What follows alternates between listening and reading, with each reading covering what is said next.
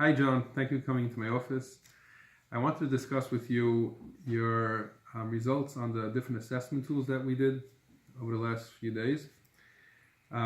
We did the Beck Depression Inventory, the Beck Hopelessness Scale, the Beck Anxiety Inventory, and the Beck Scale for Suicidal Ideation. I want to discuss the scores with you, explain to you what the scores mean, and to discuss a future plan of treatment. We could talk about it. The first score is the BDI, the Beck Depression Inventory Score, which you scored a 32 on.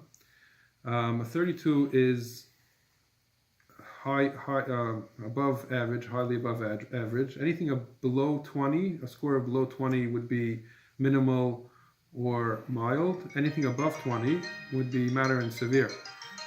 32 falls into the severe category. That's between 32 and 63.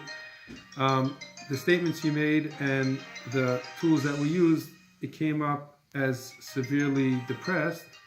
You did have a few points in here that you felt like you have a lot of energy and you didn't have any change in sleeping pattern or appetite, which is a good thing, but we do have to address the severity of the score, which really definitely showed that you're in distress, you're depressed, and you have a lot of negative thoughts. That was for the BDI. The BHS, which is the Beck Hopelessness Scale, you scored a 13, which is moderately, anything below 8 is considered okay. Anything above 9 or above till 20 is considered hopelessness. Again, this scale, it really measures your outlook. Do you feel positive about your future? Do you have positive and good thoughts about where you're going to be in a few years around, about your life in general, or do you have negative thoughts? Again, over here you scored moderately. It wasn't severe, but it was moderately that you do have a bleak outlook about your life. The third scale that we did was the Beck Anxiety Inventory, which you scored 18, which again was moderate. Anything below 15 is normal. Anything 16 and above is moderate or severe. You didn't have, it wasn't a high level of moderate, but it was moderate. You did have fear of losing control, and you had difficulty breathing. You had some somatic symptoms also, shaking and feeling hot. Basically, overall, it seems like your thoughts and your cognition is really in a very negative view right now, both in terms of your overall emotional state, your mood. You're feeling really depressed and you're feeling really hopeless right now. I wanted to discuss a statement that you made, which you said you would kill yourself if you had a chance to.